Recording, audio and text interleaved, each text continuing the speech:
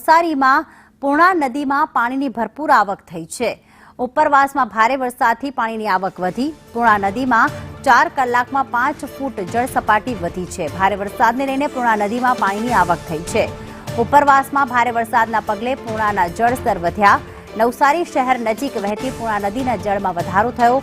ઉપરવાસના વરસાદના પગલે 4 કલાકમાં 5 ફૂટ સપાટી વધી છે। નવસારી જિલ્લામાં હાલ વરસાદી માહોલ યથાવત છે।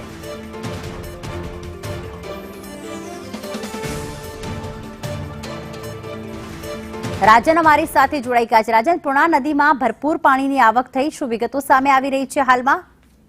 બિલકુલ પ્રીતિ, પૂર્ણા નદીની સ્થિતિ અંગે જો આપને વિગતો જણાવું તો નવસારી શહેરને અડીને પૂર્ણા નદી પસાર થઈ રહી છે, જેમાં ઉપરવાસમાં ડાંગ જિલ્લો અને સુરતના કેટલાક વિસ્તારો, મહુવા તાલુકા સહિતના વિસ્તારોમાં જે ભારે વરસાદ 2 દિવસ દરમિયાન પડ્યો હતો તેને પગલે સહિત તાપીના પણ કેટલાક વિસ્તારોમાં જે વરસાદ પડ્યો હતો તેને પગલે પૂર્ણા નદી જે હેઠવાસ સામે આવે છે ત્યાં પૂર્ણા નદીમાં પાણીની આવકમાં વધારો આજે સવારથી નોંધાઈ રહ્યો છે।